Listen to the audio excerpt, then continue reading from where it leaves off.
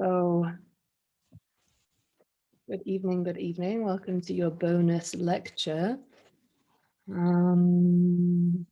First things first, we will go over 1 hour, and it's absolutely understandable if you need to leave within that time. And if you wish to stay, I'm basically going to spend 50 minutes, hopefully not more than that, really giving you as much content as is humanly possible. And then, really just going into a Q&A. Yeah, and so on a practical note, if you have any, when I get deep in flow of just sharing information, I can get a bit lost in that. And so if you have any practical questions, if you wish for me to repeat something, Stevie is my angel and guide for the session, and she can type something to you, so you can message Stevie directly if you simply want to know, oh, if I mentioned a book, if you want a link to that book, or something like this, or you can ask it in the public group if you know that it will be supportive for the group. So that's the first thing to mention.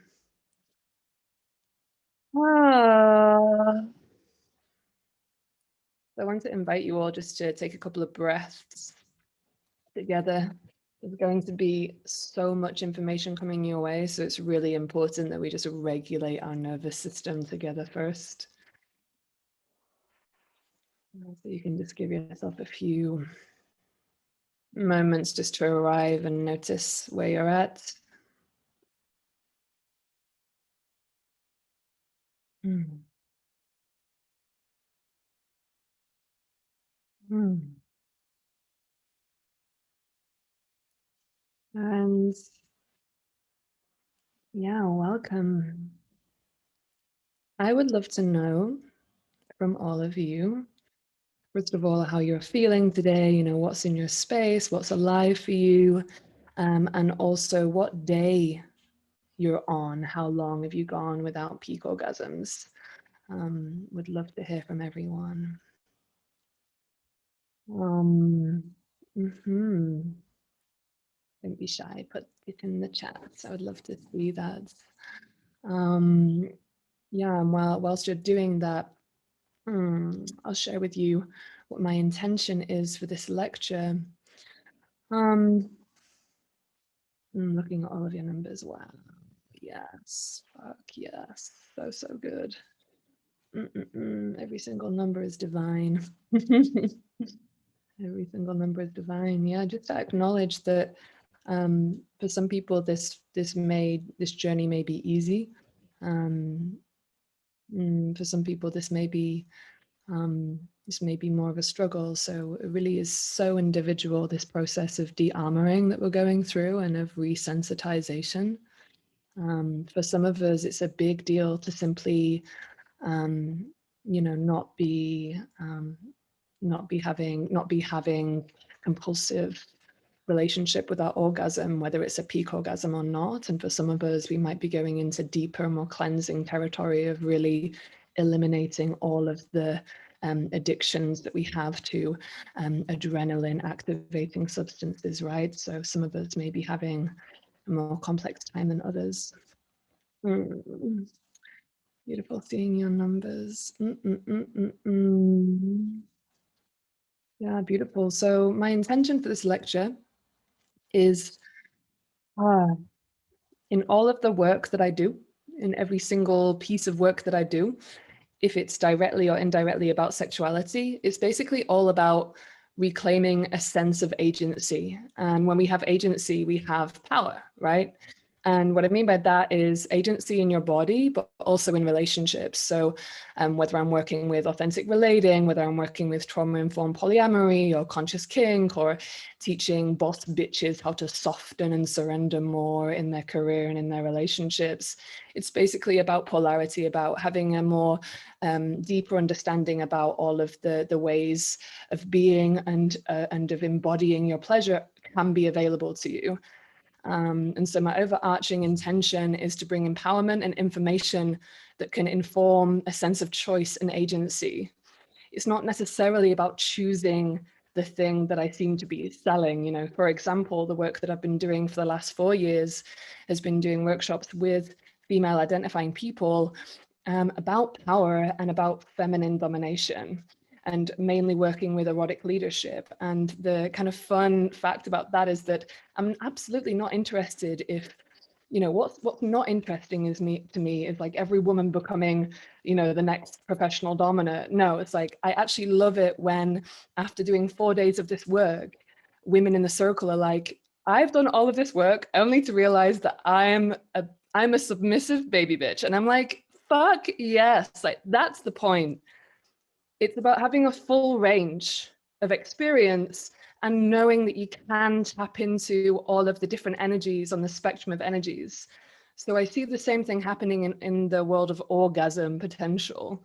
You know, if you're a person who only has access to clitoral orgasm, if you're a person who only has access to pudendal nerve peak orgasm from a really intense frictional place, then from my perspective, that's not fully empowered and embodied, because you can't really have an empowered sense of choice if you don't actually get to choose, if that makes sense. So really all this lecture is about bringing more information.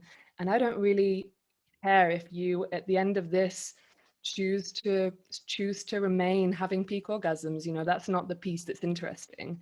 It's about, are you choosing that, or is that the only pathway to pleasure that's available to you? Yeah, so I really feel like when we open up our body to total body pleasure, which is what we mean by full body orgasm, what we mean by that is just total body pleasure. The whole body is in a sense of a relaxed state of pleasure. We open up the chance to make an embodied choice with how we wish to feel, knowing that we have agency and knowledge to make that full fuck yes. Ah. And just to say, this topic feels really vulnerable to me because, yeah, I mean, my own, I'll share a little bit really briefly about my own story of sexual healing and how this topic, yeah, came to me. I guess the short and sweet version is, if you'd have met me 5 years ago, you'd have known that I was a transgender person and I was transitioning, I was taking testosterone, and I was in my own journey of, yeah, of being in my gender fluidity. And I really had a repulsion towards the more like softer, tender, more feminine aspects of my being. And not to say that you can't be a feminine transgender man, but for me, my transgender process was about denying my femininity. And it's not like that for everyone, just to say that, but for me it was. And then I literally, like, I have the most cliche story ever. I literally went to Bali and had the cervical orgasm. Okay. I mean, I don't know how many people have that same, it's like the most cliche story ever. But yeah, fuck it. That's my story, you know. I went to Bali and I really feel like that there are different kind of orgasmic power points in the world. And a lot of people who've been to different places that have like high potency, that have a lot of feminine energy, will tell you this, that it is just easier to have relaxation-based orgasms when the land that you're laying on is like orgasming from being in the feminine frequency. Really doesn't matter if you believe in this or not, but that's just the way that I felt. That was my experience. Yeah, and it definitely helped that I had an incredible lover that knew exactly what he was doing. So yeah, like combination of Bali and yeah, beautiful lover person. Yeah, so I also have, you know, first and foremost, what I identify as, before anything else, before gender, before education, I identify as a survivor. And I really am here to serve survivors of sexual trauma and mishandling and harassment. Yeah, so you know, that's really who I'm mostly here for, because with my story I can have an embodied sense of empathy around that, and really just knowing that this, for me, being in my body was not a safe place to be necessarily. I had this idea that I was super empowered. I was a professional dominatrix for 7 years. I was a sex worker. I guess that's like my longest kind of career lineage, was actually working with sexuality. And I thought that I was really empowered. And then it was necessary for me to have my own experience of softening through my cervical awakening, that I then realized, like, oh, that's actually what liberation is. Surrender and relaxation is what liberation is, you know, rather than like hunting for intensity. So, and once again, that's not to, I'm really just sharing my own journey. This is not to say what's good and what's bad, you know, like intensity isn't bad.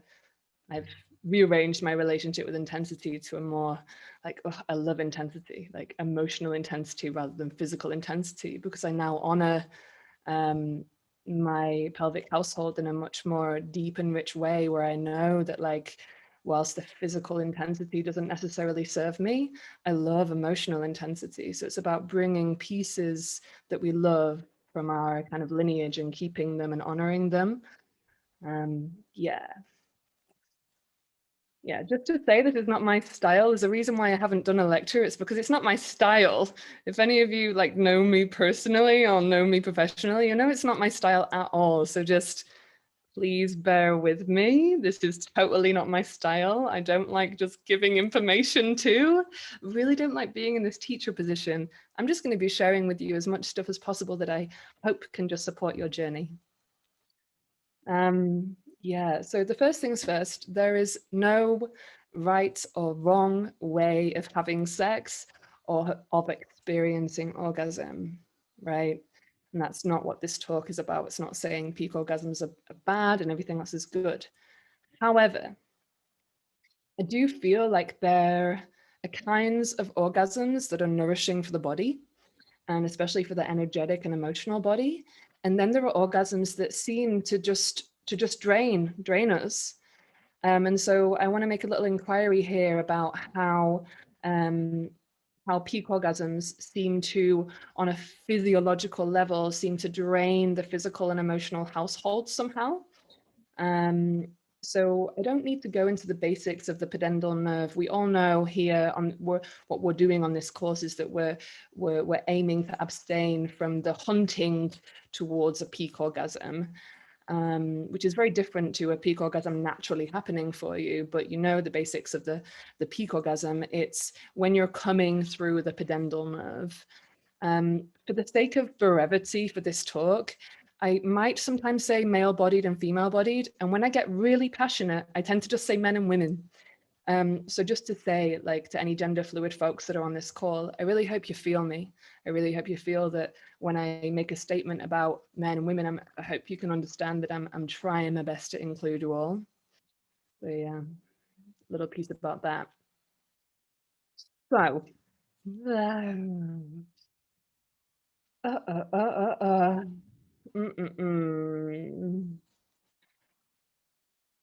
So I want to share with you a little bit of stuff that I found out about the pudendal nerve. And for those of you that were at the ritual on Saturday, I started sharing a little bit about it because I really want you to be, I really want to share this information with you. Yeah.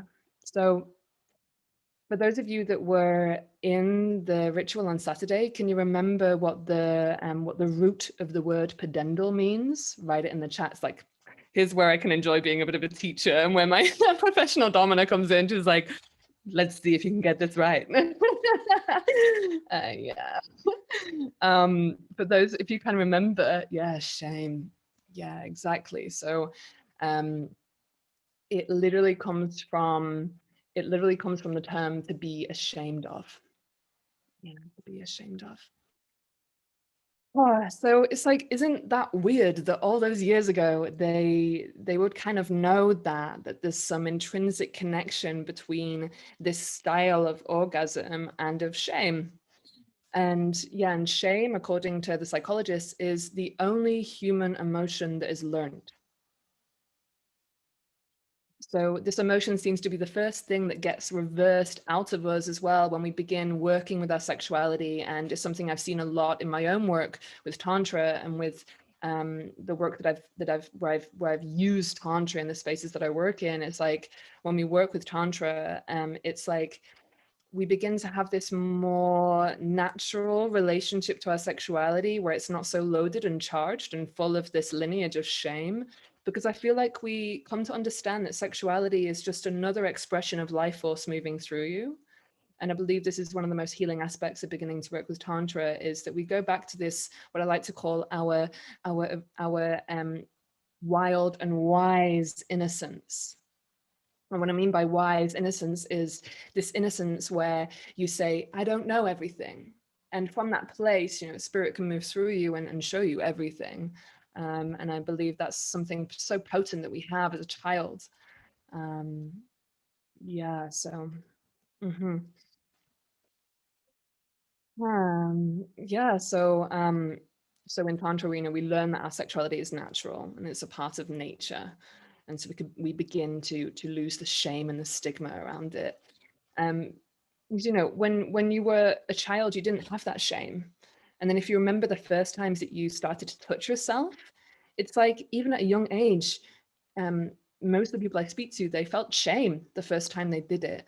Either somebody walked in on them, or they did it in secret, or they had a habit of doing it in public from some kind of place of like knowing it was wrong and wanting to do it. There's a lot of shame around the first time that we begin to touch ourselves, and the only way we know to touch ourselves is through the pudendal nerve. It's really, it's like the most intuitive and first place that we go to. Yeah, and so, it's really wild to imagine that our first experience of shame. And I'd love to even ask you if you want to put your experience in the chat, like if you were a person who experienced shame the first time you touch yourself, if you can remember, like share it in the chat if that resonates, if you're like, yeah, if you agree, if that happened for you. I'd be curious to know. It's something I'm always curious to find out. Yeah, and so in Taoism and in Tantra, they quite directly and explicitly warn against the peak orgasm. And even in some more mystical, symbolic religions, they also have some kind of quite creepy symbols for this. And so once again, I apologize if you were there at the ritual on Saturday and you've heard this already, but I'll just, for the sake of the context of the lecture, I'll be repeating it.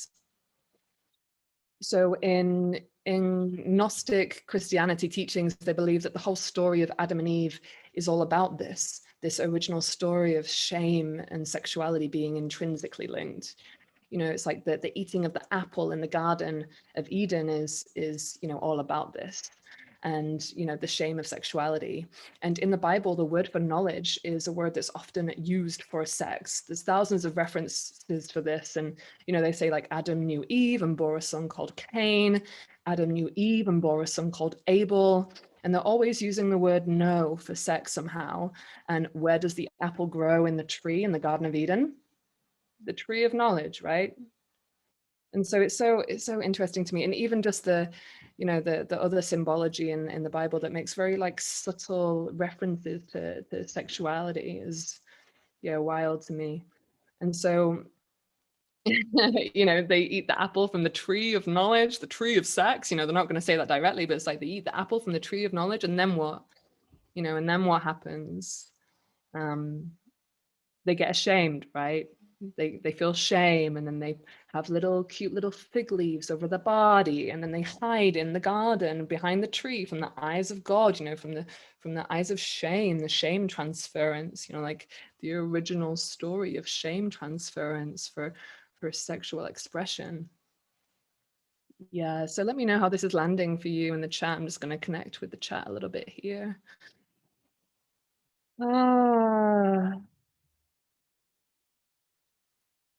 Yeah, and just to say, not everyone has shame, and I don't mean to be sexist here, but I will speak about this. Yeah, I mean, I don't want to be sexist. It's just an inquiry that I have is that I often find that it's female-bodied people that seem to have more shame around their first sexual experiences, and that, I mean, that's absolutely understandable, right? And we'll get to that when we talk about sexual healing and trauma and having a trauma-informed relationship to our sexual healing. It's going to be an important piece to mention there, because everybody has a very individual relationship to their sexuality is something I feel like I need to keep saying. And it's also what my intention for this container was. To the reason I wanted it to be mixed gender is because in my same gender, in my women only courses that I've been doing, I've been noticing epic healing around people's sexuality, around their sexuality. And we don't even directly work with sexuality, you know, we don't have any kind of abstinence process. We don't even have any like self-pleasure exploration, but so much sexuality gets healed because we work so much with shame. And it was so interesting to me. I just really wanted to pile us all together and see what kind of healing happens when we work together. We get to see what different experiences we all have. So yeah, beautiful. So beautiful to see there's so much happening in the chat. It's really beautiful. So let's have a little look at the more kind of, the kind of problems and challenges that I see arise in people that have addiction to peak orgasms, or the problems and challenges that can arise from peak orgasms.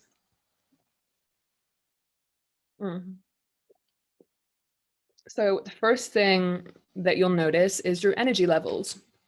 So my question to you is, you know, since moving away from peak orgasms, and this is a question for all of you really, all of you who've been consciously moving away from peak orgasms as a spiritual and physical practice for the last 2 weeks, have you noticed an increase in energy?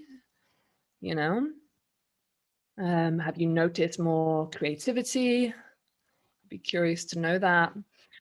For myself, the first thing that happens to me once I'm out of my initial orgasm hangover, which is like my kind of 1 to 11 day hangover, once I'm out of that hangover, I really begin to have a huge surge of energy, and in particular, a huge surge of creative energy, because, you know, it makes a lot of sense.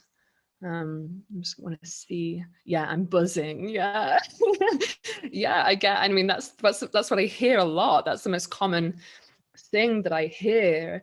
So a lot of people say they get lots of fresh ideas and they have a lot of drive in the body. And, you know, it's like, what are you going to do with that? What can you do with all of that sexual energy? Your sexual energy is what you create life with. So it can be very potent to begin addressing that question for yourself. And this is why I see Tantric celibacy as such a spiritual practice, and it can be very centering in that way. If you don't know what your purpose is, honestly, if you have any kind of addiction, then, you know, take any addictions you have away, and you'll get really clear on what your purpose is in quite an accelerated way.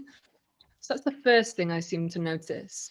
And then the next thing that I notice is that it desensitizes us. It desensitizes us both emotionally, but also physically. And yeah, so maybe if you've had a more increased sense of sensitivity, I'd love to know that. If you put that in the chat, if you're feeling more sensitive, if you're noticing that you need to go more slow, if you're noticing that you don't like things that you used to like, or if you need, you know, if you're noticing that you have more boundaries or more needs coming through due to sensitivity, I would love to hear that in the chat. Yeah, much more sensitive. Yeah, beautiful. More boundaries around slowness. Absolutely. That's the first thing I seem to notice. And this is why, again, it's such an emotional and spiritual practice to be doing this. And especially for, you know, for people who are kind of also addicted to work. I feel like it really, you know, addicted to kind of being on all the time. When you get sensitive and when you get much more aware in your nervous system, you really recognize that it's not sustainable to be on all the time, right? And so it can be a really gorgeous way of becoming sensitive to the ways in which we're also mishandling our nervous system. It can be really profound. So I've noticed in my own journey of de-armoring that if I go, you know, because I kind of go on and off tantric celibacy, right? It's more of a dose for me. And I've had moments where I go back to clitoral stimulation just as a way of kind of like being curious if it's possible to reintegrate it. And if I go back to clitoral orgasms, or also I've noticed if I'm in an overly masculine doing role in my life, if I have really intense work deadlines, or I need to manage a lot of people, or I'm doing like a 4-day retreat with very little sleep, it gets a lot more difficult for me to have these total body orgasms.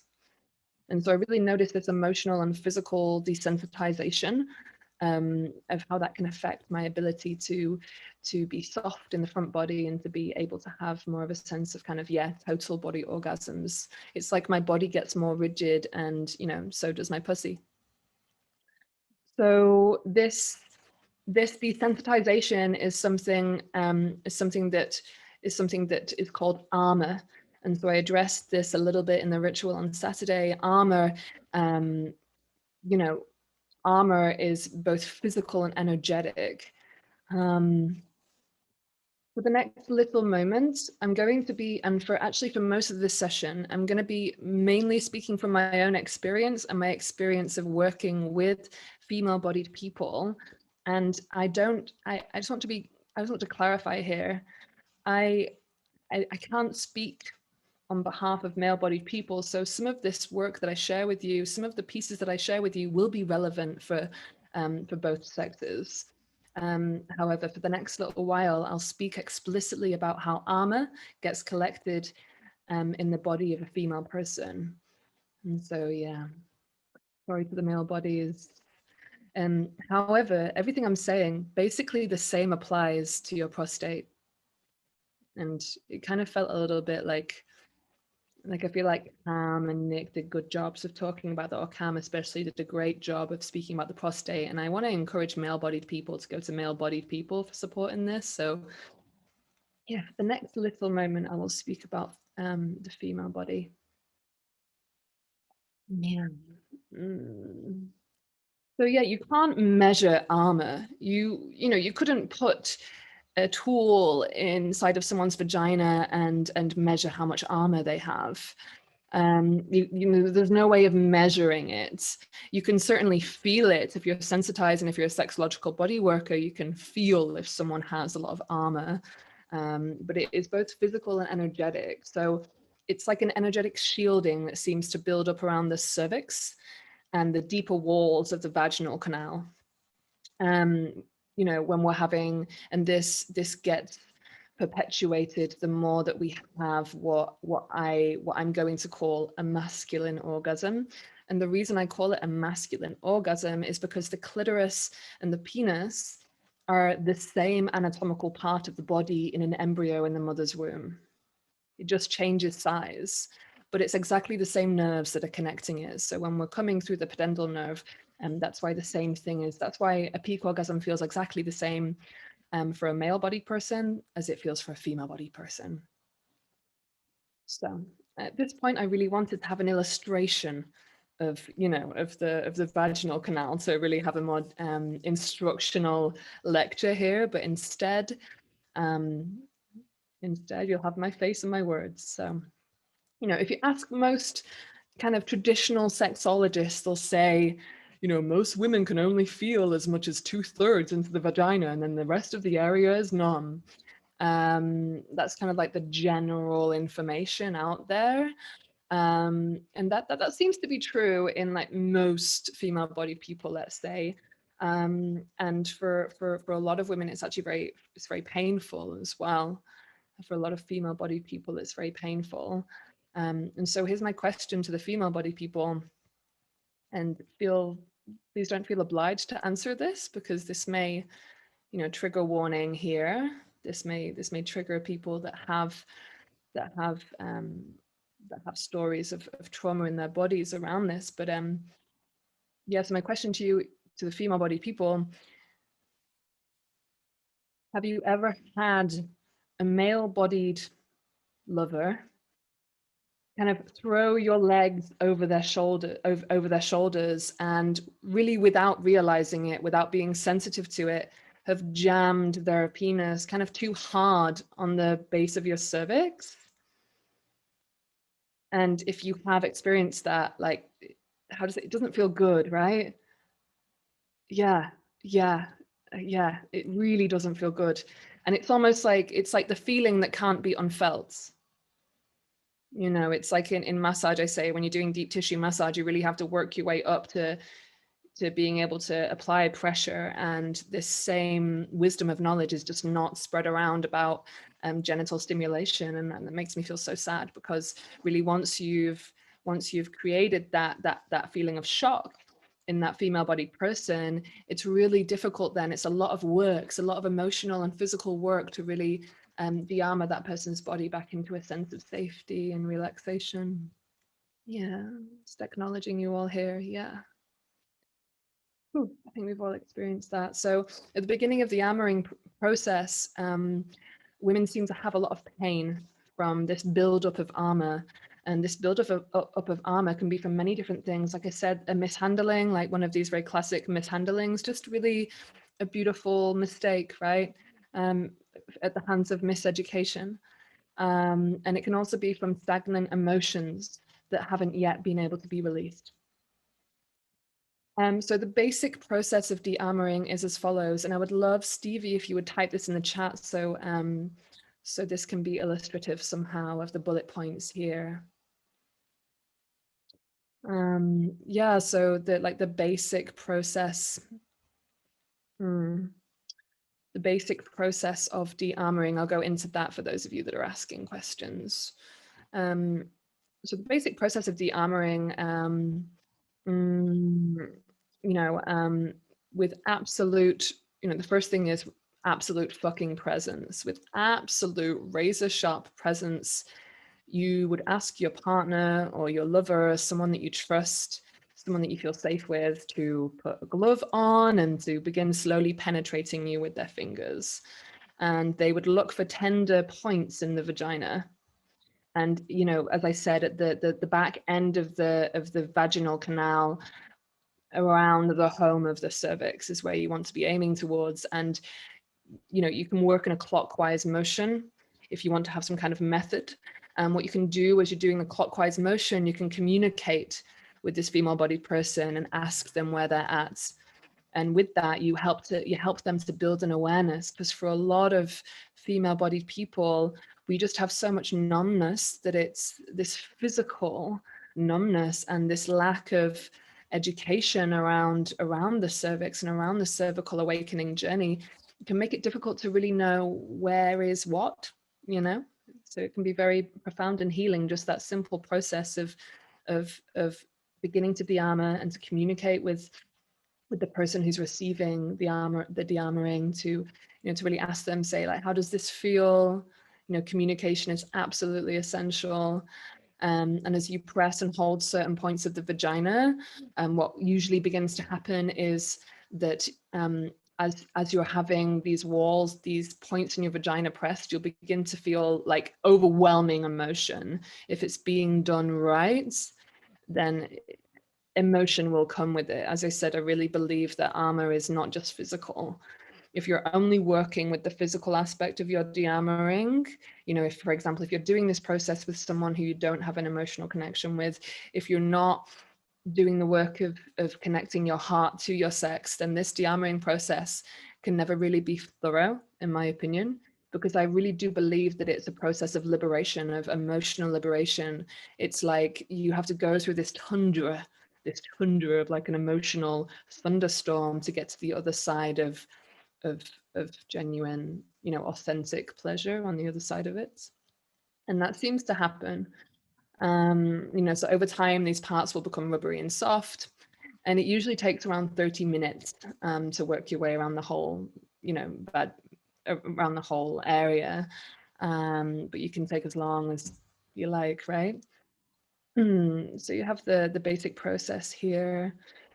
I think it's difficult to copy and paste all of it, but I can put this in the resources, actually, indeed.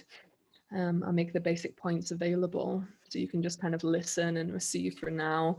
And so after this 30 minutes or so of really making your way around in a clockwise position around the vaginal canal, it's the wall will begin to become rubbery and soften. And just to say that every single female body is entirely different. And another thing to mention is that the cervix moves.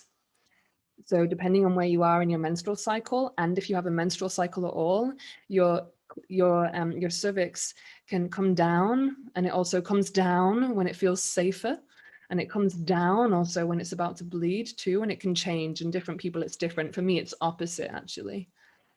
So it's kind of mysterious. This is something that's also very mysterious if people don't know so much about what brings a cervix down and the relationship with this mysterious relationship with the uterus and this and the cervix as well. So, you know, another point to mention is that cervix dearmoring can be done with the fingers or with a penis. And the general technique is the same. You know, after the walls of the vagina are fully de-armored, you can then go in, and with the thumb and the forefinger, you can actually move towards squeezing the tip of the cervix really softly in between your fingers. And this is what you're actually doing to de-armor and awaken the cervix. And so the cervix, as we mentioned in the first lecture with me and Shani, the cervix feels like the tip of the nose. It's in the very back of the vagina. And as you start to squeeze the cervix, a lot of intense emotion comes through. Like, it's really intense. And just to mention this specific focused de-armoring of the cervix, where you come into contact with the cervix and you squeeze it, that should only be done when the rest of the vaginal canal feels really soft and de-armored, and this person feels incredibly safe. That's really important.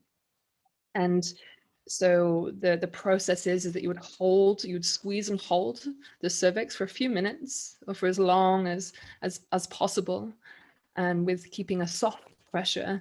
And eventually the pain goes from a high level of pain to a low level of discomfort. And here I want to speak to something a little bit more kind of mystical that seems to happen. And I'll speak from I'll speak from my own perspective. There's something kind of wild that happens when with a cervix awakening. It's like there's a certain kind of horniness that you have in other ways of having orgasm that is just so distinctively different to the horniness that you experience with a cervical orgasm. The cervical orgasm, it really feels like this, and like this really old wisdom coming through.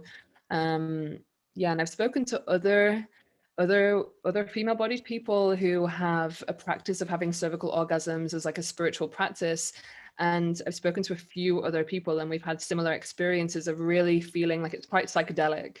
It's quite psychedelic, and it also puts you in touch with this, or for me, puts me deeply in touch with this wild woman, because the kind of sexual energy that comes through is like this guttural, like it's like the most hungry, oh, I can't explain it. It's not like this, like she's not the seductress, you know, it's not the energy of the seductress or the maiden. It's like this, like, oh, if you don't fuck me, something terrible is going to happen. It's like a really deep, like gorgeous, wild woman energy. And so when I work with women in this kind of embodying the wild woman, it feels like an essential piece to be doing cervix de-armoring work, or to really coming into contact with the cervix in a gorgeous way. It can be a gorgeous supplement to that embodiment of like your wildness, because I really believe this is our nature. In fact, it's our birthright to be able to orgasm through our cervix. Fuck. So when you finally come back into contact with this old information that you've known for centuries, you're like, oh. Yeah. Mm-hmm. Yeah, yeah, yeah.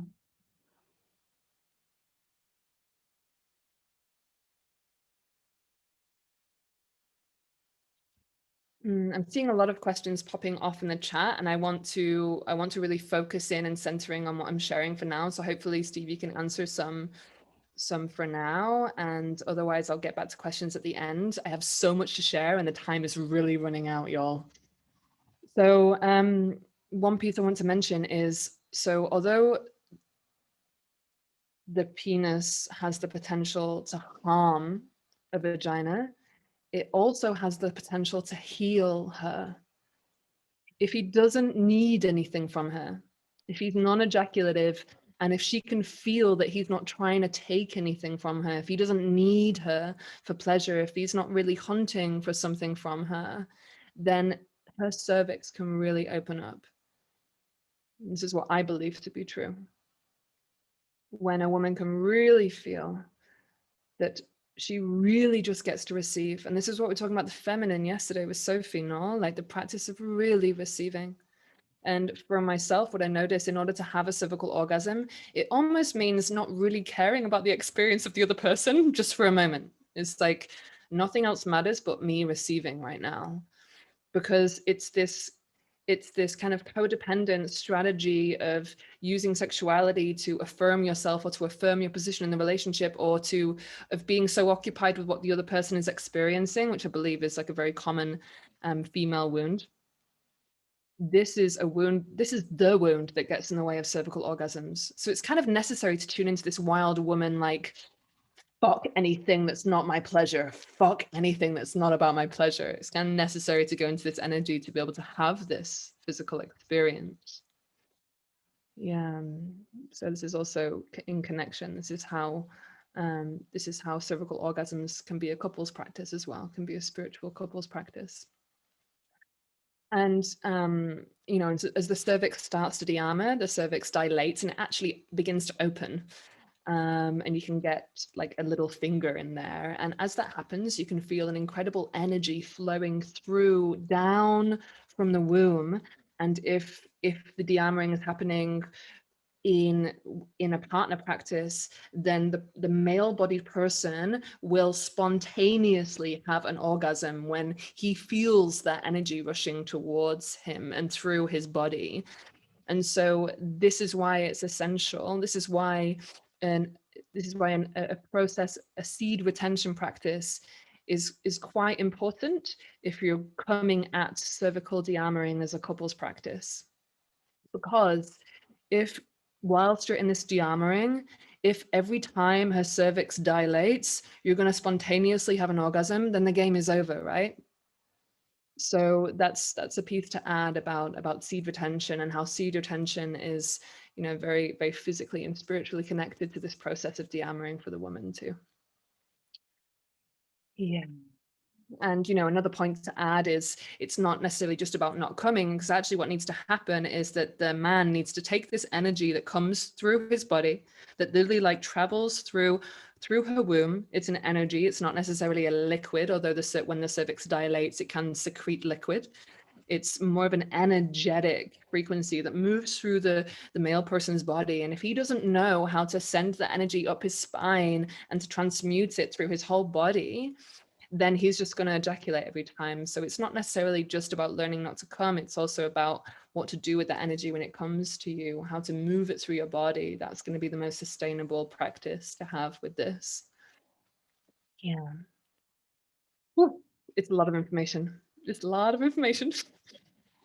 Yeah, and then my last point to add, yeah, I'm happy that you're loving. Yeah, let me know how you're feeling. I'd love to feel you. I want to talk about orgasmic birthing. Okay, so one of the reasons why I'm so passionate about the practice of teaching women how to have a full range of total body pleasure, and especially cervix orgasms, is when a woman can orgasm like this, when she gives birth, she won't have any pain.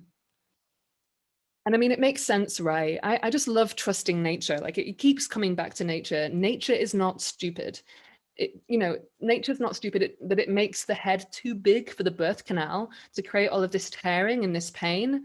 No, that's because we've been mishandling our body without really realizing it. Yeah. By being greedy and contracting our bodies to create this quick spasm, kind of quick gratifying orgasm that lasts 5 seconds, but can damage the body in a bigger way without noticing it. So we can see how it damages the body when we begin doing de-armoring work and we move away from peak orgasms, more of a long-term choice than like a dose. If we want to really move towards having full body pleasure that can help us have orgasmic birth, and that's something that's actually happening. There's a whole movement in the US it's called it's called the orgasmic birthing process, where women go through a womb orgasm as they're giving birth. And I'm like, I mean, imagine how it is to be a child being given birth through that process. I wonder how magical they turn out to be. And so when a child is birthed this way, also the cervix secretes, this is the geeky science bit. I mean, I'm gonna flip from like spirit to science, like quite in a bipolar way.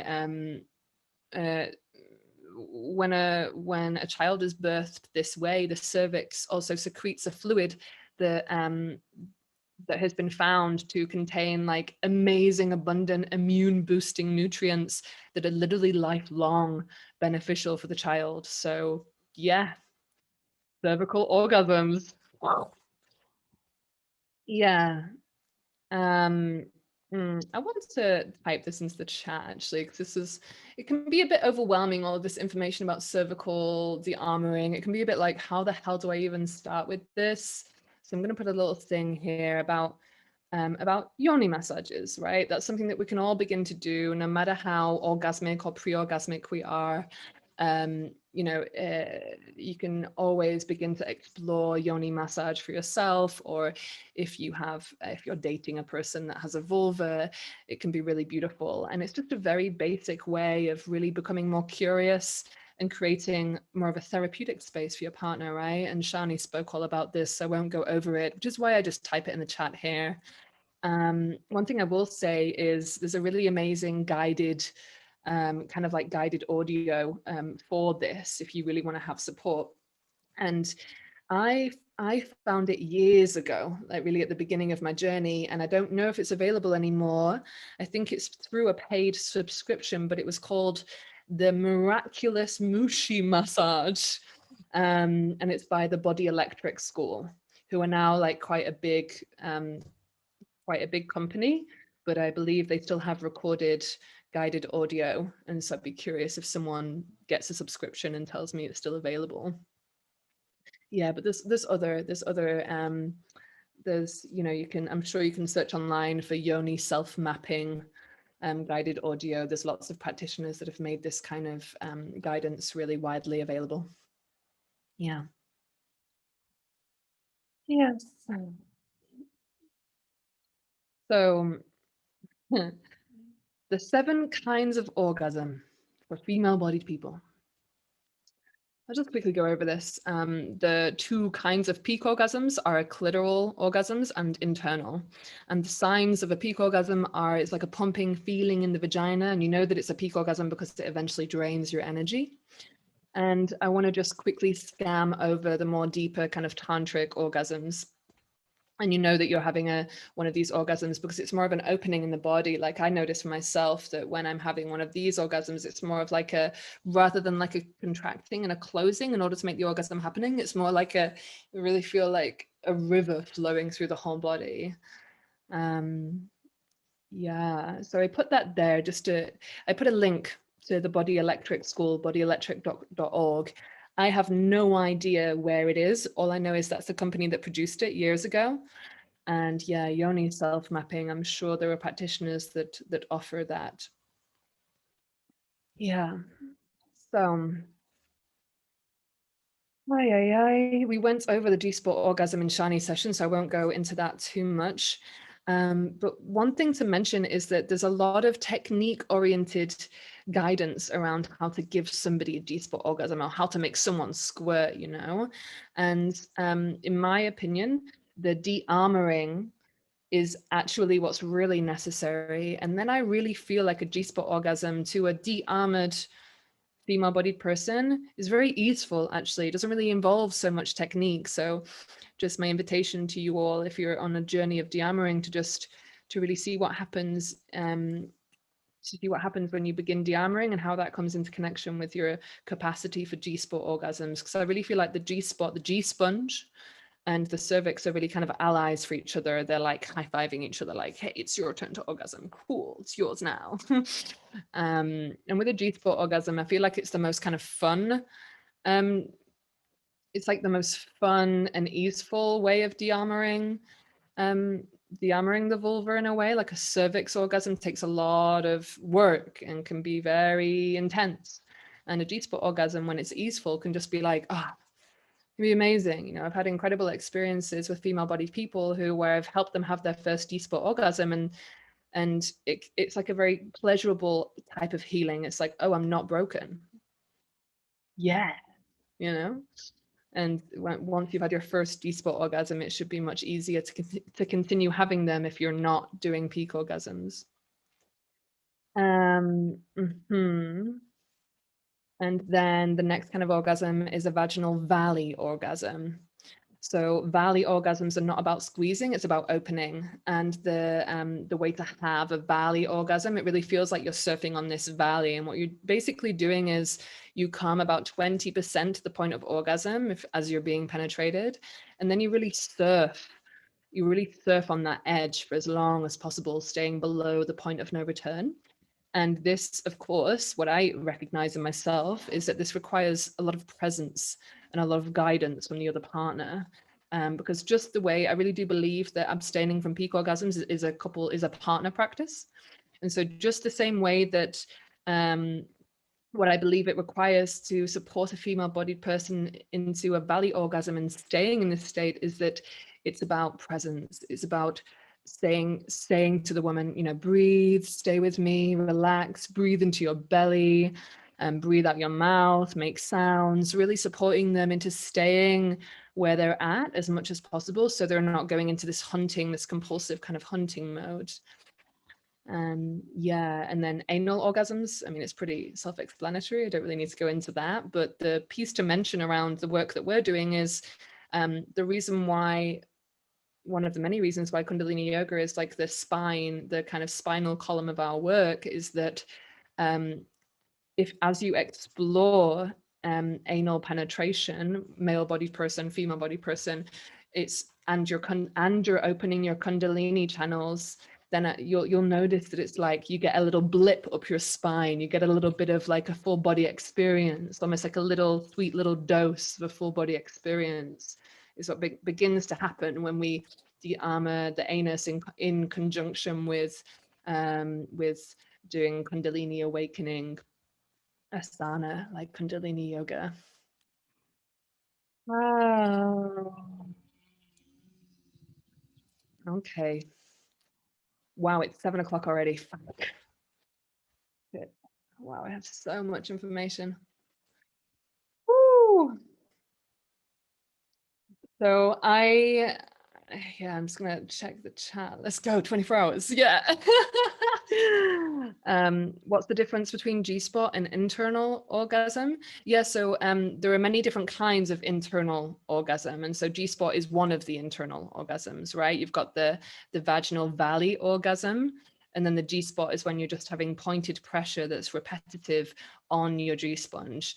And the physical sensation that's different often on a physical level is that a G-spot orgasm really incurs a lot of squirting and can be like a lot more intense. A valley orgasm doesn't necessarily create ejaculates, and it's a state that you can stay in for a longer period of time, and it should really feel orgasmic in the whole body. When I have valley orgasms, I feel it, the first place I feel it is in my fingers.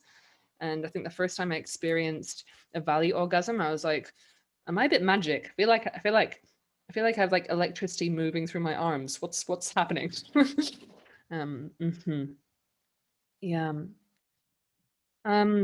I have a lot of information I'd like to go through, and I feel like it's all really important. I'll go through it as quick as possible. And yeah, if you need to go, please go at any point. I'm just going to try my best to keep the rest of this information to 15 minutes. Yeah. Thank you so much for staying with me and bearing with me. I'll breeze through this. Yeah, and so the final orgasm is the cervix or the womb orgasm that we spoke about. So I don't need to go too much into that.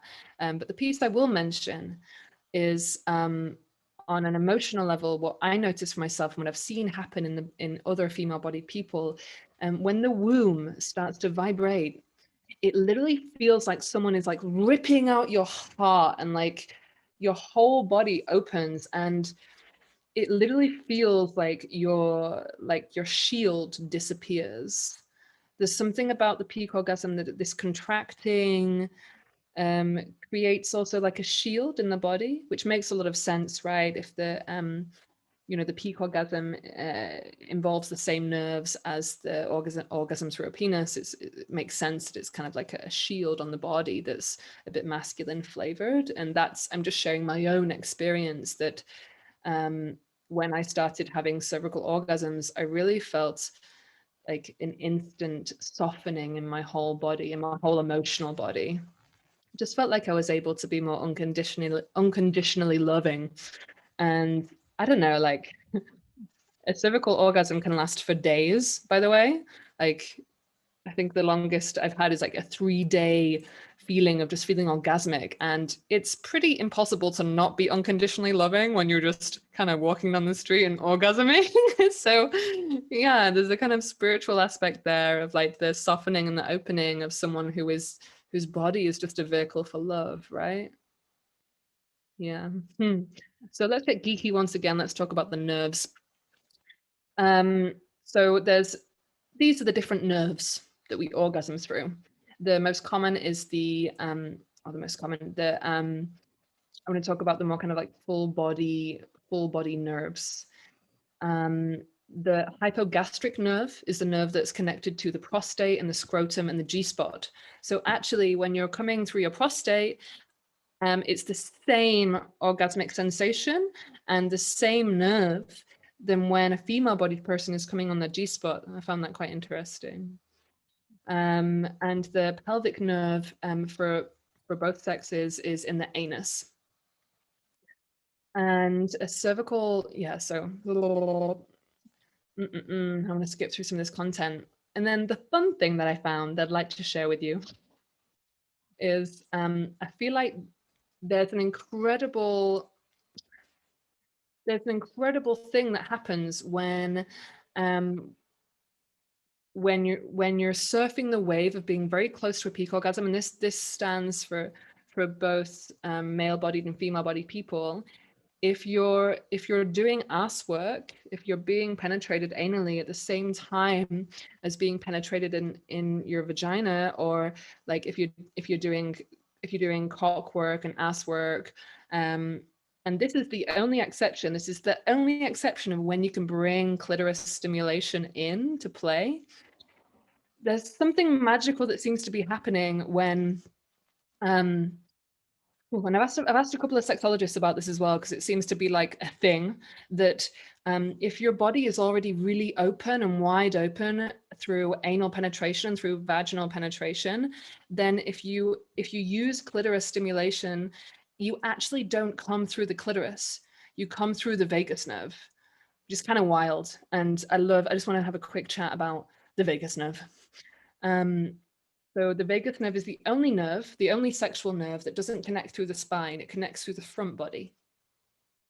And if a man breaks their spine, they can no longer ejaculate. That's it. It's done for them.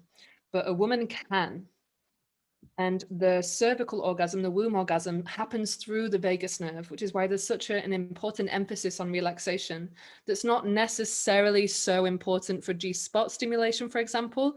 You might notice that you can be quite excited while having a G-spot orgasm, but in order to have a cervical orgasm, it's absolutely necessary that you're completely relaxed and that you feel incredibly safe. This is why I work with the vagus nerve so much in all of my work, because it's the nerve that's responsible for safety and pleasure.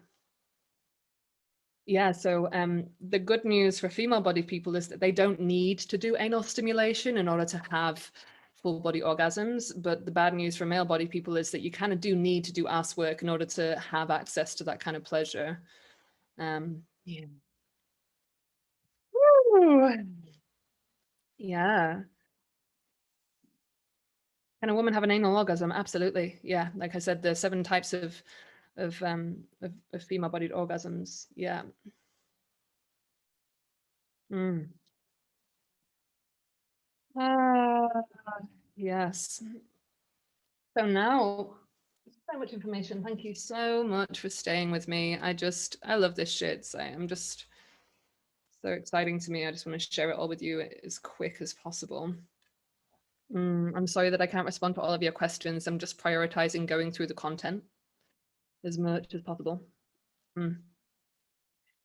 Um, so now I want to talk about peak orgasm. This is a little bit more sinister information about peak orgasms and their long-term effect on relationships, and specifically monogamous relationships. If you, well, this is quite a radical statement, but I'm just going to say it. If you are only having peak orgasms with your partner, you're eventually going to get put off by your partner on a very physical, somatic level, that it is literally nothing to do with your mind. It's all about your hormones. It's kind of wild to see what happens in people's hormonal households when they're consistently having peak orgasms, especially together. And if you've read the handbook, you'll have seen the hormonal aspects of what happens in the body. And so I don't want to talk too long about that because I imagine you're already aware of this information. I just want to ask a question to the group. How many of you have been in this situation, right? Where you've met someone who you love having sex with, you're like almost addicted to them, right? You're like, nothing compares to you, and nothing else exists. That there's a kind of honeymoon period. Have any of you ever had that before? Just kind of quick, like, yes. Yeah, right. You're like, nothing else exists.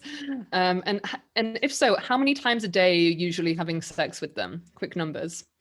How many times a day are you usually having sex with them in that honeymoon period? Like 3 times a day, 2 to 3 times a day. Yeah, exactly. 3 to 4. Yes. Yes. Nothing else exists in that time, right? And then how long does that period of time usually last for? Right? How long does that period of time usually last for? 1 month, weeks, 2 months? Yeah, for those of you who have experienced this, how long does that period of time usually last for you? That like kind of sexual honeymoon period where it's just like you just can't stop fucking. Yeah, 1 to 3 months. And then what happens, right? What happens? What happens after that? Yeah, boring. Yes. It becomes less interesting, right? Yeah, sanity returns. Yes, yes. It's like you become hormonally blinded in a way. I don't know how many people of you experienced that, where you're like, this person is incredible, they're amazing, they're perfect. And then something about the hormonal frequency of having these orgasms, in such a high frequency, it can create like a hormonal blindness. It's very interesting. There's no way to live in that state permanently. I love that. Yeah, absolutely. Only 1.3% of people say they have good sex after marriage and kids. That's a statistic for you. So let's talk about hormones really, really quick. So for those, I'm going to ask questions and I want you to like answer as quickly as possible because I like the sensation of kind of being a sexy school teacher.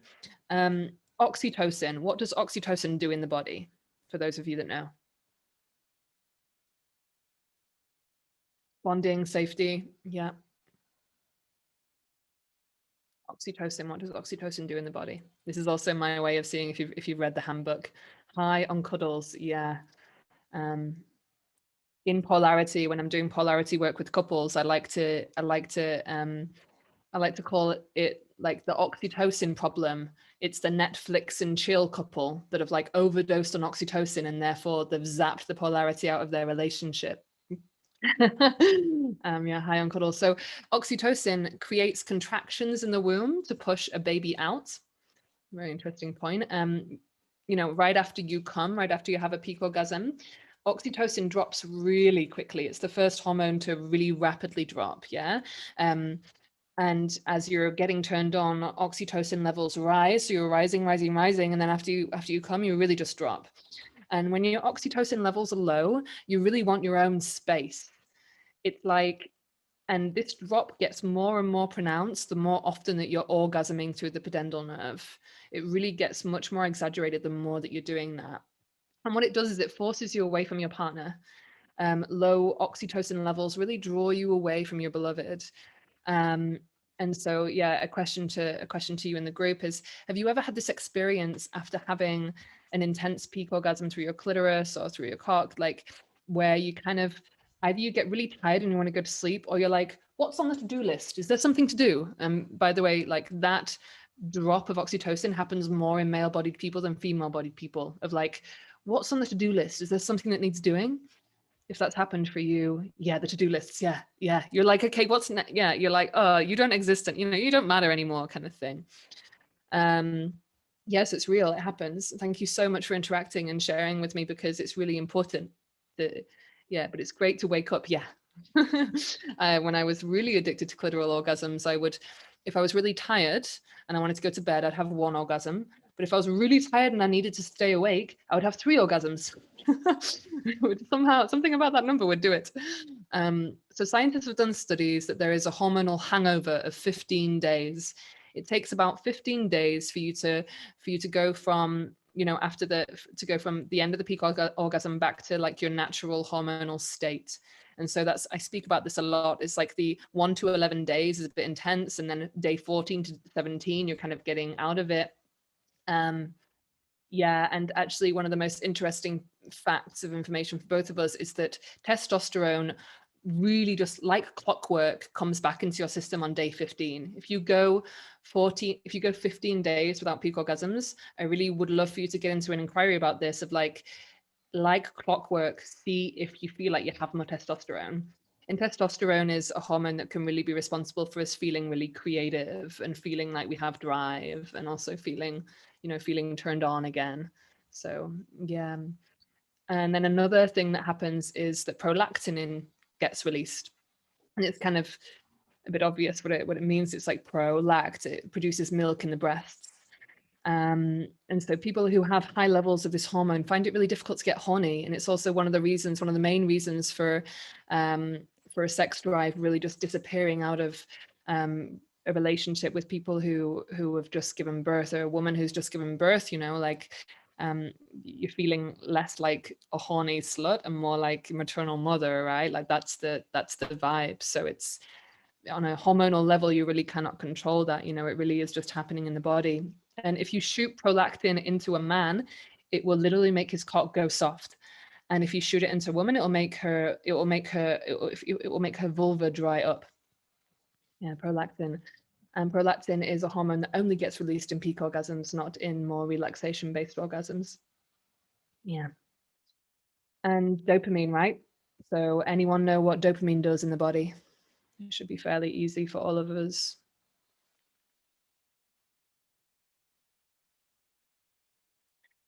What does dopamine do in the body? Reward, right? Yeah. Happiness. Yeah. Yeah.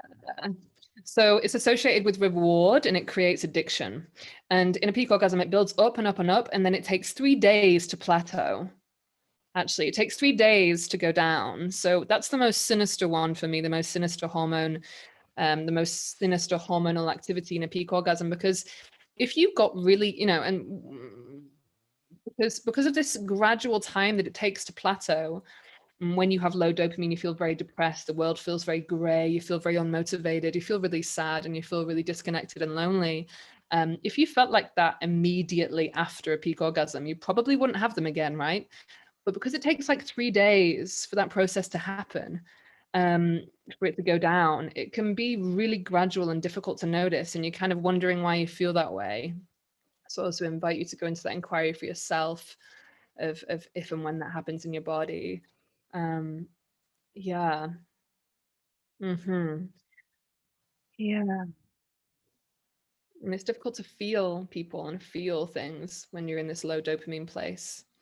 And it can be interesting because low dopamine it can blind you also, because it creates this craving for sex, not because you feel really turned on, because your testosterone levels are really low, especially in this day 1 to 7. That's when your testosterone levels are most low. So it's actually quite difficult to get turned on, but you crave sex because you feel a bit empty. So it's kind of confusing. You're like, I want to have sex because I want to feel connection, but like I don't really know how to get turned on. Yeah, day 1 to 7 is really difficult of celibacy. So yeah, so one thing. So I want to put this to the group. What's one thing that you think gets your dopamine levels up really quick? Can you guess what that is?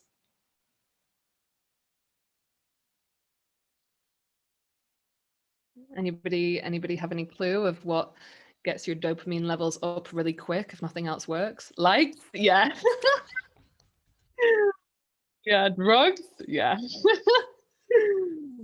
Anybody?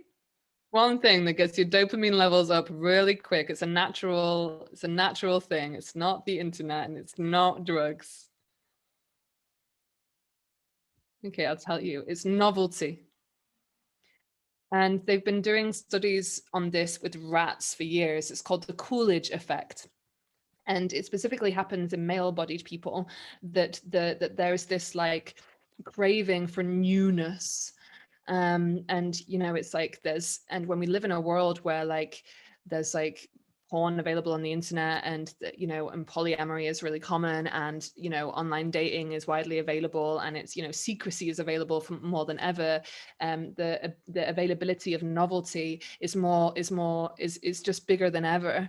And so if you're really craving a dopamine hit, it's like sensational when you get to have that instantly. If you've had a peak orgasm and your dopamine levels are really low, in an instant recharge of dopamine is novelty. So a new person, a new lover that arrives in your life. So yeah, I also have my own kind of tender inquiry of celibacy and polyamory as well. Yeah, just really curious what happens when we really don't have new information in our system at all for 21 days to just have an inquiry around polyamory. And this is a bit of an intense one to share. I have an inquiry about whether there is, it makes sense in nature because I really wonder if there is any monogamy in nature, because they've been doing these studies. It's like people say, like, what about the swans? What about the beautiful swans who mate for life? Well, actually, they recently did a study where they put cameras on the end of the beaks of these swans, and they found that, yeah, they do stay with one partner for life, but once a season, they go and mate with someone else to spread the gene pool. That it's just a way that nature works. And so, yeah, very curious about that aspect. So, in conclusion, with all of that, that was a lot of information and intense information. Testosterone and dopamine levels at a healthy amount in the body is what is necessary to keep you sustainably sexually attracted to the same partner. It doesn't matter how many workshops you've done, it doesn't matter how much inner work you've done. If we're really just talking animal body hormones, having a healthy amount of testosterone and dopamine in the body is what's necessary to keep you attracted to the same person. Yeah, if we're just talking hormones, of course. Helps if they're a nice person. Yeah. Ooh, a lot of information. Okay, this is my last bit. This is my last bit of a little bit of information, I promise. Take a little glass of water if you need to, and I'm going to. So I'm going to very, very, very, very quickly just talk about sexual healing and trauma, because we can't talk about sex without talking about trauma. We really can't. And just a quick piece about my own story. When I was transitioning and I was in a place of really, in my own inquiry about whether I was able to actually have orgasms, I really, for a long time, really felt like I wasn't able to. It was very confusing for me as well, because I've always been in a sex positive culture. And so I've always had a lot of people around me kind of having orgasms, right? Which is very intense for a person who thinks that they're pre-orgasmic. And so to be pre-orgasmic, it means that you're not able to have an orgasm. But I use the word pre-orgasmic rather than anorgasmic, because I believe that everybody is able to have orgasms. It's just, I actually believe that people have simply not experienced the kind of stimulation that works for their own individual anatomy, especially female-bodied people, as each vulva is incredibly different, you know? And so my own story is that I genuinely thought I was pre-orgasmic before I started my own journey of cervical awakening. I really thought I could only come through my clitoris with like intense stimulation. And the journey of healing my cervix was absolutely parallel with my journey of healing the trauma in my body. And that at the end of my kind of career as a sex worker, I had an experience of re-traumatization in my body. And I always considered myself as a very like sexually wild, radical, liberated woman. And then when I had this experience of re-traumatization, I went from the theoretical into the somatic knowledge of how important it really is to heal your trauma if you really want to open up your body and become sexually liberated. And this is what a lot of people don't talk about. They don't talk about in the kind of liberation industry and a lot of sex positive workshops, and especially in Tantra, like trauma is not addressed. And I really believe that the trauma recovery is absolutely essential and parallel to our sexual liberation. Also, if trauma happened in your body, then you have to relearn how to see your body as a safe place, right?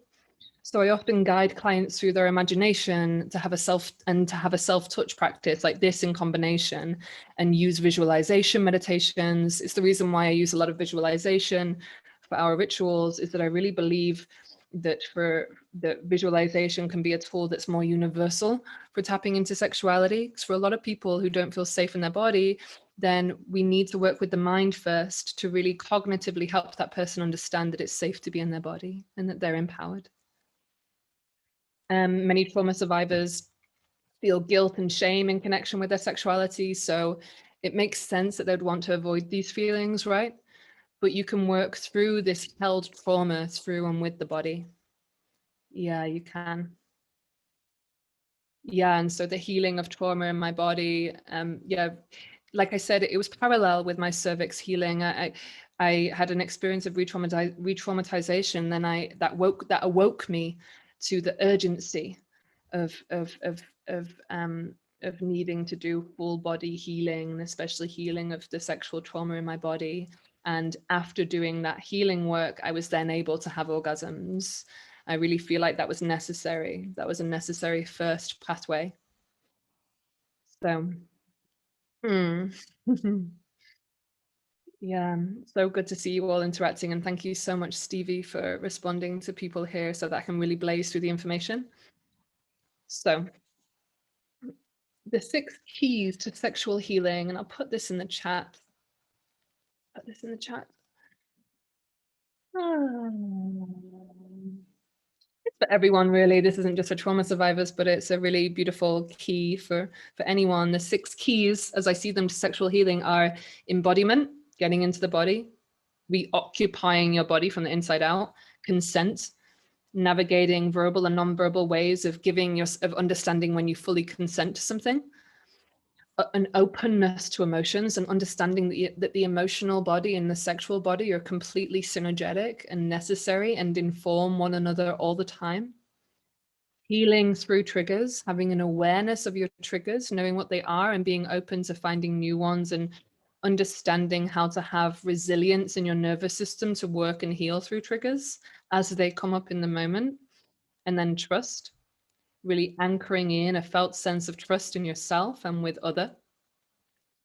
And self-forgiveness. Yeah. Mm. Yeah, and so I have a little bit of a homework piece here, like a little journaling prompt for anyone. I'll put it in the chat for anyone here who also identifies as who is a survivor. And the idea is to write on a piece of paper, I am different from my perpetrators because, just to distinguish how you're moving away from this and that you are different and that you're beginning the healing journey for yourself. And the first one you could start with, the first way in which you're different should be, I choose to heal. Because if they had chosen that, they would not have mistreated you or mishandled you in the first place. So yeah, my last piece around trauma is, if you are dating someone who knows that they have trauma, that knows that they have sexual trauma that they're working with, just to acknowledge that you are also therefore a co-survivor of trauma. And so really by consenting to and by saying a full fuck yes to being in relationship with someone that has a history of, and they're still working through sexual trauma, and working with sexual trauma can be a lifelong thing. then just to acknowledge that you are also a co-survivor.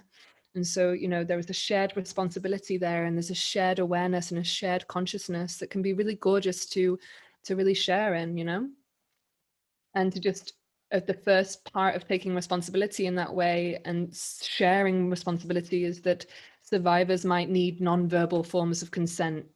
And especially during cervix de-armoring, it's going to be really vital for such people to have a non-verbal way of letting you know where they're at in their body. Because when we're triggered, we have the emotional intelligence of a 3-year-old child, whether you have trauma in your body or not.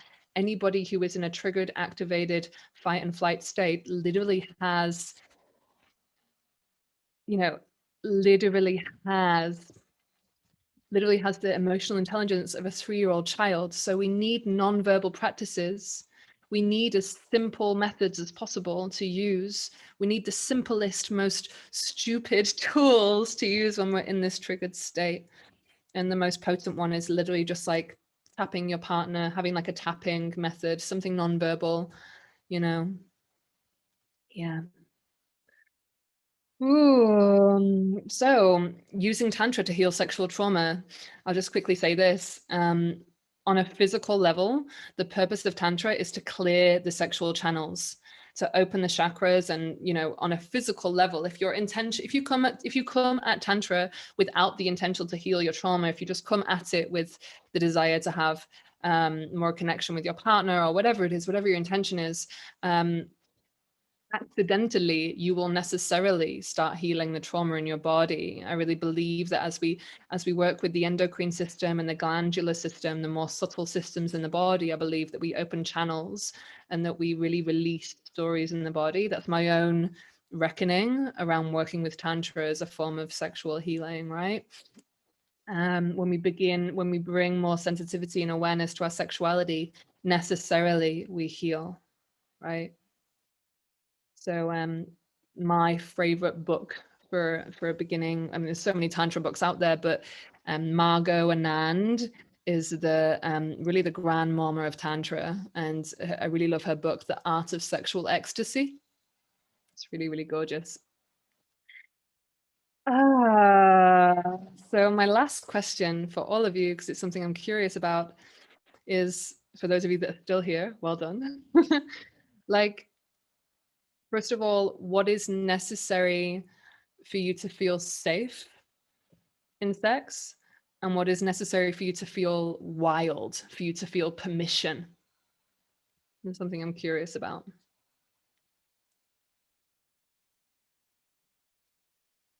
If you feel to share in the chat, just quickly, like what makes you feel safe?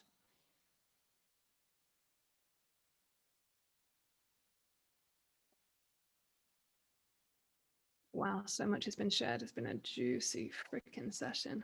Slowness, yeah, slowness and shared breath, knowing I can trust my partner. Yeah. Yeah, absolutely. Absolutely. Ah. Mm.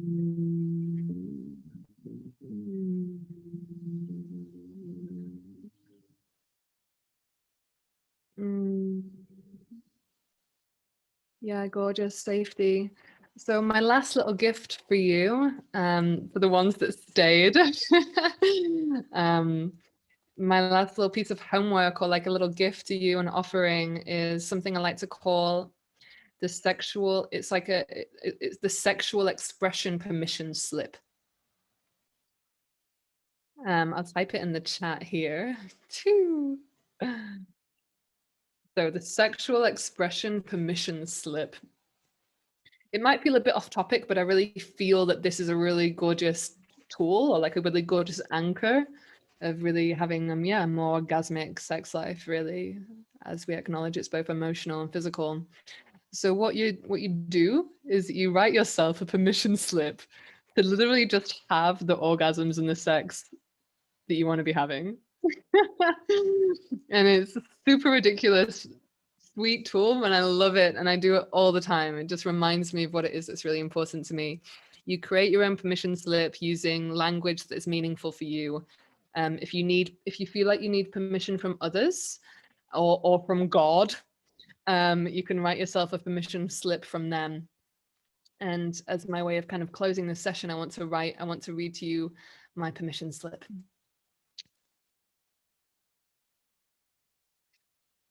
I give myself full permission to have the boundaries that I want and need sexually, to acknowledge all of my feelings while I am being sexual, and to take care of them in whatever way best serves me in any situation, to laugh as much as possible during sex, to welcome in any emotion that wants to come through, to masturbate as much as I can, as long as I want, every morning as a morning practice, to be sexually shy or confident however I want to be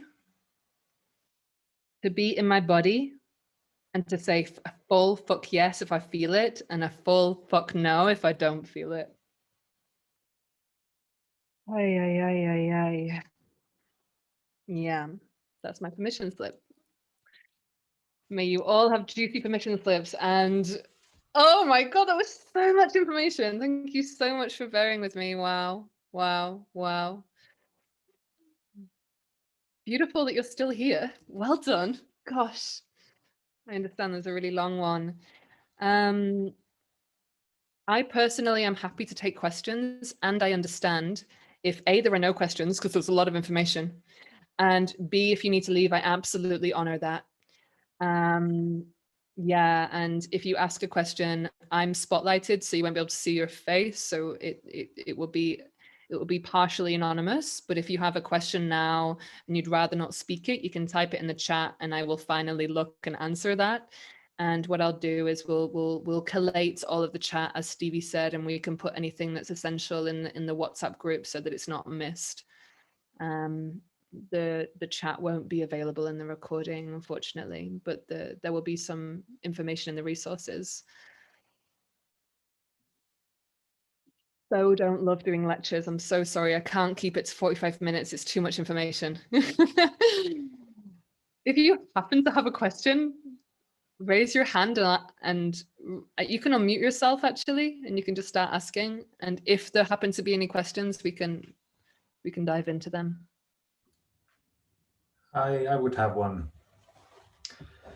This is something that I think you referred to in the materials, and Nick also brought up in his lecture, the kind of arousal level where the healing happens, right? It's like 5, 6, 7 before you get close. And yeah, I just wonder, like, because I've been doing this practice now for a couple of weeks, and I feel like I'm full of energy. But if I'm with a partner who perhaps, or in fact isn't doing this practice, doesn't know much about Tantra, doesn't know much about sexual energy and so on, and who might have some healing to do, how can I use my energy to serve her and her healing? Is it transferable in some sense to another person, or is it only the fact that I should need to get them up to that level of arousal, and then they can heal through that? Oh, beautiful question. I love this question so much. I want to just clarify the experience that you're wishing to have. Do you I want to also double check that I got you right too. I might be hearing some things that you're not saying. So is it the desire to be with someone that has as much capacity to hold as much sexual energy as you, or is it the desire to be with somebody that is kind of as conscious and as sensitive as you? Well, it's a woman, so she has the capacity, presumably, kind of naturally. It's more like can or should I use this practice that I am using, that I am doing the work within myself? Is that helpful for the healing of others, or do they need to do the work and the practice to get to that? Love that question.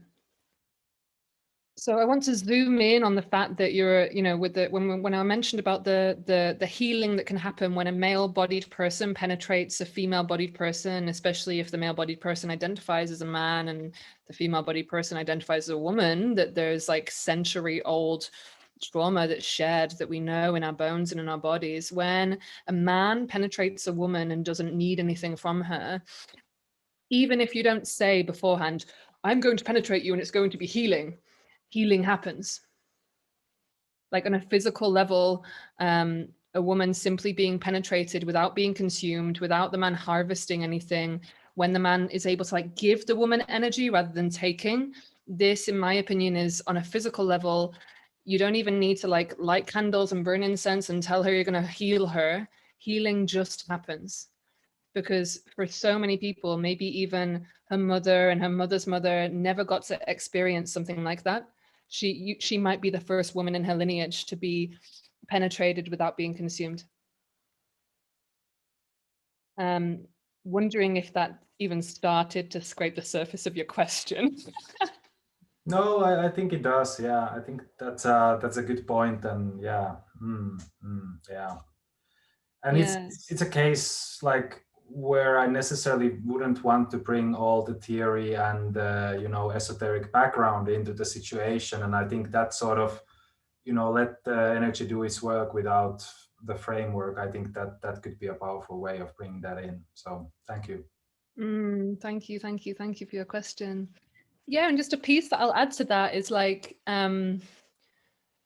when you hug, I feel like this transference of consciousness is something that it just happens, not even in a sexual context, but it's like when when you hug someone, and this is kind of an inquiry for all of us. When you hug someone, you can tell that they really have a gorgeous like practice of just being still with themselves, and you can feel that they're breathing really slowly. It's like you just hug them for like 5 seconds, and already your system starts to kind of slow down a bit. It's almost like we leave a little somatic blueprint on each other, even if we just spend 5 seconds in the same embrace with each other. So I really feel like on a sexual level, that for sure happens. If that happens in a 5 second hug, you better recognize that definitely happens in like a 5 hour lovemaking session. Is like the healing is shared, even if it's not cognitively shared. Yeah, and Uli, the piece about the blue balls, you need to do some ass work, man. Like really about blue balls, like this thing around being able to hold a lot of sexual energy in your body and direct it so that it's not getting stored in one place in your body. This really is, I feel really, really bad for male-bodied people in this way, because you actually have to do ass work. Like it's actually necessary. Otherwise, yeah, blue balls happens. It just does. Doesn't matter how conscious you are. I have a question there. So Yes. thank you very much. And like I haven't tried yet, but like that session on that topic was super interesting. I'll definitely try. The question I have is obviously, like from what I know, there is a different level of people having the topic of blue balls. There's many men who don't know blue balls at all. There are others which have big problems with it. Do you have any clue if there is anything which says, okay, this person has more of that, this person has less of that? I don't know if you understand my question. Is there a kind of like a precondition why this person has a stronger problem there and someone who doesn't? I love that question, and I can only speak from my own experience of having different male-bodied partners that I've enjoyed celibacy with, and their blue balls problem has not necessarily been connected with their like history, like their physical history. I think it's something kind of magical and mystical, from my opinion anyway, of like I've practiced celibacy with someone that had no tantric experience and no background, but had like a meditation practice and was able to kind of just be with his energy. And I really, I'm in my own inquiry around that connection there of like, if you get overwhelmed and you store your energy in one place and don't process it fully, I wonder what that does to the body, and I wonder how that affects the sexual household. This is my own inquiry, but I'm not a male-bodied person, so yeah. Thank you so much for staying, those of you that stayed, and honoring you for leaving. It's a long time. So I feel like I have space for, yeah, Uli, I apologize. I'm not able to really answer your question from an educated background, if that makes sense. Yeah. I appreciate your question. It's a good question to take to Nick and Cam as well. Yeah, to honor that. Yeah, I think I'll take one question. Oh, Johanna, hey. Hi. I was wondering about the cervical awakening, and you said about the squeezing part and that the pain gets less. So does it have to hurt? And how do I know if I'm doing something wrong?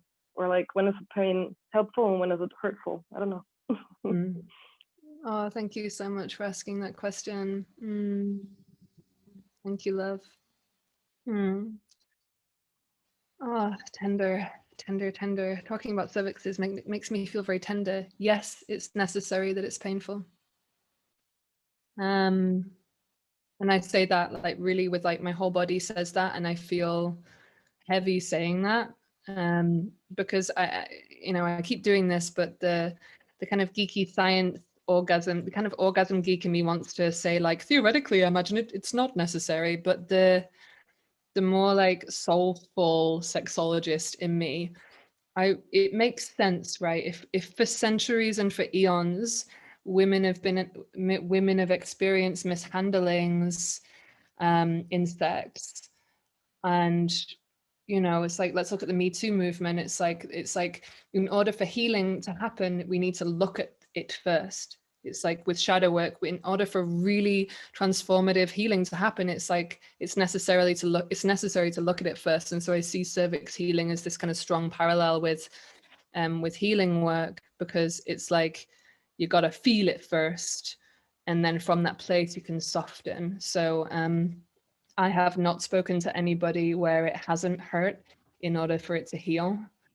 And I have met a couple of women who are not able to have clitoral orgasms, and they have had like no armoring in their vagina, and they find it much easier to have cervical orgasms, but there's still pain, but less, like the pain doesn't last for so long. So I feel like in every female body, it's almost like I feel like there's some kind of emotional information that gets passed on from your mother, from your mother's mother, that I really feel like lands at the base of the cervix, that necessarily wants to get worked through. And I feel like we've all experienced an encounter with a male-bodied person where like maybe they've had like a shit day at work or something, and them not really being so conscious about landing their negative energy at the base of your cervix. I feel like, unfortunately, we've all had at least one experience of that, where people have not been so conscious with where they put their energy and how that affects the body of the person they're connecting with. And I say that from a place of like, yeah, I love men, and I believe in like the rising consciousness in all of us, and just to say like, we're all miseducated. Yeah. Did that begin to answer your question? Yeah, thank you. And just one more, like through the process, it gets less, or it sort of stays at the same level?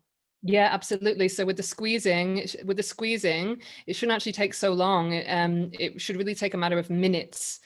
And so what you do is you sustaining the squeezing and keeping a light pressure. It's not necessarily like squeezing hard. It's like sustaining the pressure, keeping the pressure there, and noticing the reaction and in yourself as it begins to feel less painful, really reminding your partner to stay there, really staying there with it. And the pain begins to lessen really after minutes. But with the squeezing, as it is the most sensitive part of a female body, it's one of the most vulnerable, emotionally vulnerable, and just physically tender parts of a female body. It's like it's always going to feel a little bit weird to have it squeezed.